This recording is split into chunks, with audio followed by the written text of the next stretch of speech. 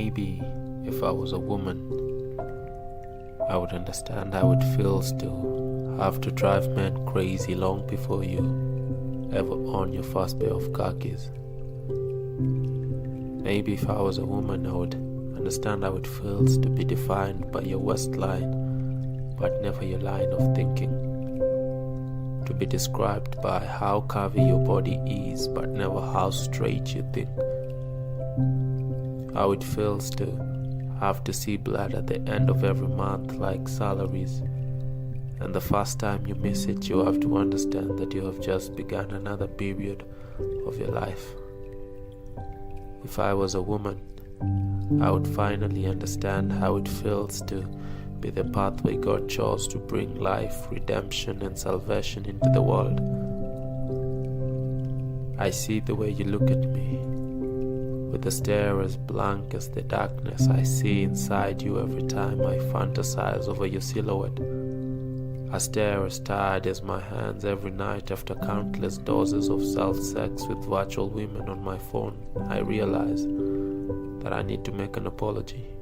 I need to apologize for the many times I've imagined you a pornster and made you compete with virtual women on my laptop screen. Sorry for the chanting, the shouting, the whistling, and the catcalling. Sorry for my rudeness, my ignorance, my chauvinism, and ever imagining that apart from cooking, you were only good for sex. Sorry for treating you like entertainment and treating your heart like a world record, constantly working to break it. Never minding your feelings but the validations of my peers, leading you under the covers just to consolidate my fears. Never minding that on the day I break your virginity, you cry more tears than you ooze blood. Sorry for doing all this outside the laws of a covenant, the very rule of God that I should love you like Christ loved the church, putting you first before my selfish desires. Sorry for the many times I bought you boxing gloves and pretended that those were ring enough for your finger. Sorry for raising your hopes, raising your skirt and then letting you raise our children alone. Sorry for loving you in parts, only engaging with the sides of you I wanted to remember. My shallow mind then had been deceived that I could find my manhood between the legs of a woman. The way your body carved into an hourglass seemed to convince me that I still had more time to quench my selfish thirsts. You had more appeal than an unsatisfied complainant in court, and that made me raise the question, why would a just God put me on this earth just to torture me with lust? I really tried to love you, but every time I saw you, lust came fast, and everything genuine I have ever felt for you seemed to wither into dust.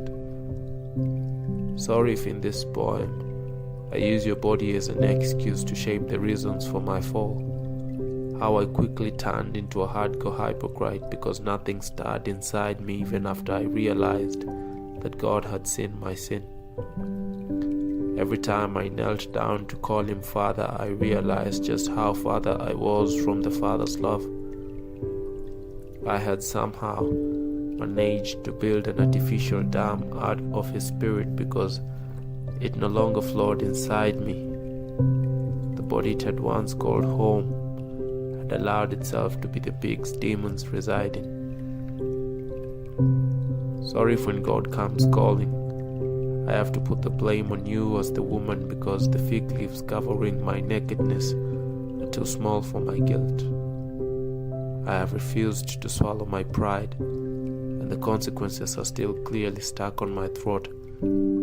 Sorry for the times I have taken advantage of your vulnerability, as you shared with me your fears and insecurities and laid yourself bare and honest at the doorsteps of my passions.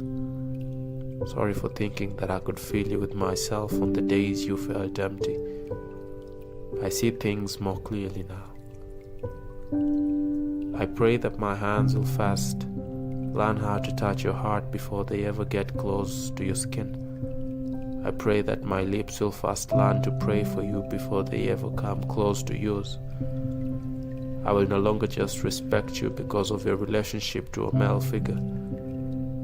Yes, you could be someone's mother, sister, or wife, but before that you were first a person. You are a woman.